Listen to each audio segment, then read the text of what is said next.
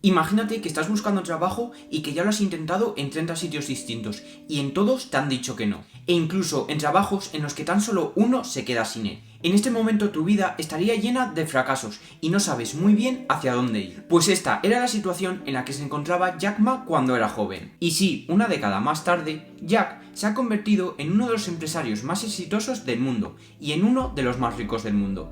Es por esto que en este vídeo vamos a tratar su historia y cómo consiguió fundar Alibaba. Sería en 1964 cuando nació en China y le pusieron el nombre de Jun, teniendo unos inicios sumamente humildes, ya que su madre trabajaba en una línea de producción de una fábrica, mientras que su padre era fotógrafo, por lo que no tenían mucho dinero. Además de que Jack nació en una época en la que el espíritu empresarial en China estaba prácticamente muerto. Sin embargo, cuando se fue haciendo mayor, este espíritu cambió, ya que la empresa privada ya no era ilegal en China y empezó a surgir una ola de emprendedores. De esta manera, cuando Jack vio esto, prometió que comenzaría su propio negocio cuando tuviese 30 años. De esta manera, la gran idea de Jack surgió en su primera visita a Estados Unidos en 1995, cuando Jack conoció Internet, y aunque realmente no lo entendía, quedó fascinado.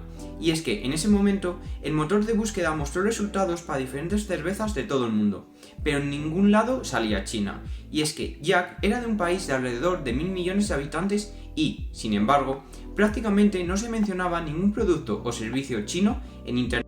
Todo esto debido a lo cerrado que había estado el país los años previos. Y es que en ese momento se planteó en la mente de Jack la semilla de que había una gran oportunidad para que las empresas en China hicieran negocios con el resto del mundo con la ayuda de Internet. De esta manera, el plan de Jack era esencialmente crear páginas amarillas en línea para empresas chinas. Y es que este índice en línea ayudaría a las empresas a crear sus propias páginas web para atraer clientes internacionales. El único problema que había es que la mayoría de empresas chinas no tenían ni idea de esta nueva cosa que se hacía llamar Internet, por lo que realmente no captaron el atractivo que tenía. De hecho, China tenía menos de 1 millón de usuarios en Internet en aquel entonces, pero aún así Jack tenía un plan. Y es que, aunque su negocio no podía cobrar a las empresas por los servicios, esto hizo que la empresa se estuviese quedando sin efectivo y, para empeorar las cosas, una empresa rival copió su idea y utilizó el nombre casi idéntico, China Pay. De esta manera, su primer emprendimiento en el sector tecnológico no fue exitoso. Pero sería en 1999 cuando Jack reunió a otros 17 amigos en su apartamento y dio un apasionado discurso sobre Internet, y luego les propuso la idea de un negocio de comercio, esencialmente un mercado B2B que permitiría a los fabricantes chinos vender directamente a compradores de todo el mundo. Y es que había algo en la convicción de Jack que era atractivo, y acordaron formar equipo con él, aportando una pequeña cantidad de dinero cada uno para intentar construir este mercado. De esta manera nació Alibaba, y aunque su nombre actualmente es más que conocido, en aquel entonces era bastante inusual, ya que consideremos que es una palabra árabe, no china, y en realidad proviene del cuento popular Alibaba y los 40 ladrones, y es que Alibaba es el personaje que usa las palabras mágicas ábrete sésamo. Ahora bien, cuando Jack creó Alibaba a principios de 1999, China tenía solo 2 millones de usuarios en Internet. Pero a final de ese mismo año, China ya llegaría a los 9 millones de usuarios y tan solo 6 meses después llegarían a los 17 millones. De esta manera, Alibaba estaba perfectamente posicionada para aprovechar la ola de rápido crecimiento de Internet en este país, y es que su ubicación también significaba que podían operar mucho más barato. Por lo tanto, los costes operativos de Alibaba fueron mucho más bajos al construir su mercado en línea. Además, la buena noticia para Jack fue que a finales de los 90, debido a que había tanto revuelo en torno a las empresas de Internet en los Estados Unidos, muchos inversores estaban buscando en otros países nuevas empresas en las que invertir. Y esto significó que Jack logró reunirse con Goldman Sachs, quien invirtió 5 millones en Alibaba en una de sus primeras etapas. Y más tarde, en octubre de 1999, Jack se reunió con el inversor Masayoshi Son. En este caso, Jack no quería regalar tanto capital, por lo que negoció y le dijo a Masa que solo quería 20 millones a cambio del 30% de la empresa. En este momento, Masa quería pagar más dinero por más capital, pero no tenía otra opción, así que aceptó la oferta de Jack. Y aunque en aquel entonces esta inversión parecía totalmente absurda, el tiempo les ha dado la razón, ya que ha sido una de las mayores inversiones de todos los tiempos, ya que esos 20 millones de dólares que se invirtieron se convertirían en unos 50.000 millones de dólares 14 años después, cuando Alibaba tuvo su salida a la bolsa. Pero eso sí, muy poco después de esto, en la primavera de los años 2000, la burbuja de las empresas .com comenzó a estallar, y para Alibaba, a pesar de tener más de medio millón de usuarios en ese momento, sus ingresos ni siquiera habían llegado al millón. Y es que realmente no tenían un modelo de negocio claro, y la empresa estaba creando mucho valor para sus usuarios, pero capturando muy poco. Es así como en 2001 Business Week publicó un artículo con el titular "La alfombra mágica de Alibaba está perdiendo altura", sugiriendo que Alibaba pronto podría desaparecer por completo. Pero la buena noticia es que consiguió aguantar estos años, llegando al año 2003, donde hubo un cambio clave, ya que en este mismo año Alibaba lanzó un nuevo sitio web que catapultaría el éxito de Jack a un punto donde ni siquiera habría soñado, ya que cuando eBay salió a la bolsa en 1998 fue un gran éxito entre los inversores, y en los 2 años siguientes su valoración creció de 2.000 millones de dólares a 30.000 millones de dólares. Sin embargo, esta empresa quería expandirse a China y, por eso, compró el negocio de comercio electrónico de consumo más grande que había en ese momento, llamado HNet. De esta manera, eBay ahora tenía una participación del 80% del mercado, por lo que parecía que estaban perfectamente posicionados para dominar las ventas del consumidor a consumidor en China. Pero luego Alibaba creó Taobao, que se traduce aproximadamente como búsqueda de tesoros, y este era un mercado de consumidor a consumidor como eBay, en lugar de B2B como el sitio original de Alibaba.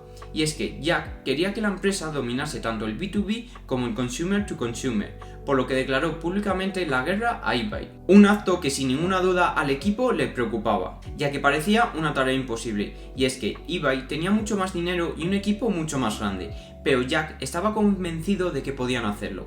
Asimismo, el sitio de eBay en China tenía el mismo diseño que usaba en Occidente, que era bastante limpio y ordenado, pero el mercado chino lo encontró aburrido y estaba acostumbrado a las ventanas emergentes y a muchos más gráficos y animaciones brillantes. En cambio, Taobao fue construido por los chinos y para los chinos, entendiendo exactamente lo que querían sus consumidores y creando un sitio exclusivamente chino. De esta manera dieron completamente en el clavo, pero este no sería el único aspecto en el que acertarían. Y es que, en lugar de cobrar tarifas, Taobao ganaría dinero de otras formas, como vendiendo espacios publicitarios o servicios adicionales a los usuarios.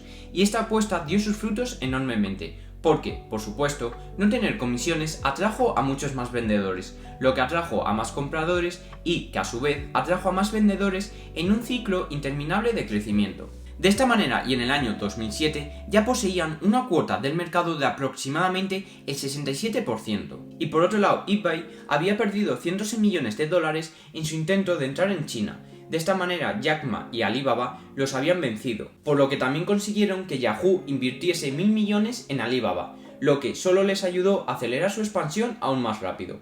Y, si bien técnicamente no necesitaban tanta inversión, la filosofía de Jack era recaudar dinero cuando no lo necesitaban, para que de esta manera no llegasen momentos en los que necesitasen este dinero inminentemente. De esta manera, y en el año 2014, llegó el momento en el que Alibaba salió en la bolsa de valores de los Estados Unidos, por la cifra de 25.000 millones de dólares, que en ese momento fue con diferencia la mayor hipo de la historia, y situó la capitalización de mercado de la compañía en cientos de miles de millones de dólares. De esta manera, Jack se había convertido en multimillonario y, a su vez, en el hombre más rico de toda Asia. Sin embargo, lo que es realmente interesante es que cuando Alibaba iba a salir en la bolsa de valores de los Estados Unidos, Jack decidió lanzar otra empresa independiente llamada The Ant Group, lo que fue la empresa hermana de tecnología financiera de Alibaba, y, en una medida ligeramente controvertida, trasladó Alipay a la propiedad de Ant Group en lugar de Alibaba.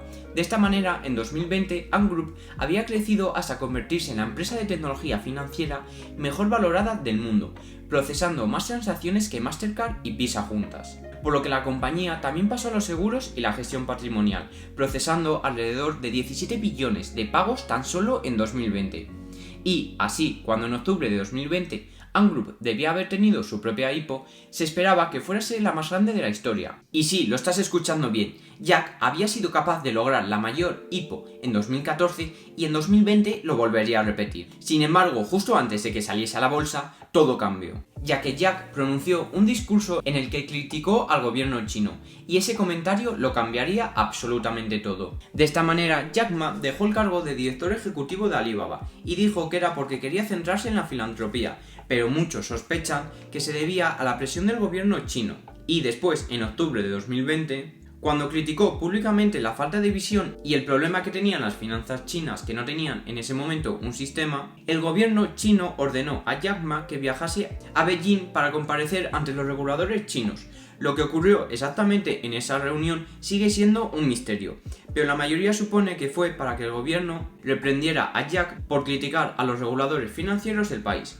Poco después, la oferta pública prevista por Ant Group, que ya había sido aprobada, fue abruptamente suspendida, y algunos dijeron que la orden procedía directamente del presidente de China. Además de que también se ordenó a la empresa que compartiese datos con el gobierno y otras empresas, eliminando efectivamente a su principal competidor. Además de que en abril de 2021 el gobierno impuso una multa récord de 2.800 millones de dólares a Alibaba por violaciones a las leyes antimonopolio, acusando a la empresa de conducta monopolística. Además, ordenaron la eliminación del navegador de internet de Alibaba de las tiendas de aplicaciones, que en su apogeo contaba con 400 millones de usuarios activos. Pero algo hay que dejar claro, y es que Alibaba actuó como un monopolio, ya que, por ejemplo, obligó a los vendedores a firmar acuerdos exclusivos en los que no podían vender en ninguna otra plataforma, por lo que las reclamaciones antimonopolio claramente tenían algún sentido. Pero te estarás preguntando, ¿por qué el gobierno chino decidió actuar en este preciso momento y no antes? Pues seguramente porque les preocupaba cuánto poder e influencia tenía, y es que según las encuestas, Jack Ma era más conocido fuera de China que el propio presidente chino, y al gobierno chino obviamente esto le preocupaba bastante, además de toda la información que había obtenido de su población. Entonces, al ver que Jack podía volverse tan poderoso, especialmente después de haber adquirido muchas compañías, quiso limitar su poder e influencia. Sin embargo, otros piensan que fue más un juego de poder estatal para reafirmar la influencia regulatoria china sobre las entidades privadas y las grandes empresas tecnológicas en general, que aparentemente se estaban volviendo demasiado poderosas. De cualquier manera, todo esto combinado llevó a Alibaba a perder la asombrosa cifra de 344.000 millones de dólares en capitalización de mercado en el lapso de tan solo un año, la mayor pérdida accionista de la historia. Pero te estabas preguntando, ¿qué sucedió después con Jack? Y es que con su imperio aparentemente desmoronándose, Jack Ma desapareció misteriosamente del ojo público, lo que generó especulaciones sobre su paradero y si todavía estaba vivo. Y de hecho, en julio de 2022 se anunció que Jack se vería obligado a ceder totalmente el control del grupo Ant tras la presión del gobierno chino. Aunque se ha podido saber que Jack ha vuelto a China, ya no lo ha hecho con el mismo poder e influencia que tenía en el pasado. De esta manera hemos llegado al final del vídeo sobre el origen de Alibaba y la historia de su fundador. Por lo que si te ha gustado el vídeo me serviría muchísimo que le dieses un like y que te suscribieses, ya que esto es totalmente gratuito y me ayuda a seguir llegando a muchísimas más personas. Por cierto, te dejo por abajo en la descripción mi newsletter en la que podrás conocer mucha más información sobre emprendedores e historias de éxito. Y ya no soy más pesado y nos vemos en el siguiente vídeo donde traeré mucho más contenido sobre historias de éxito, empresarios y emprendedores.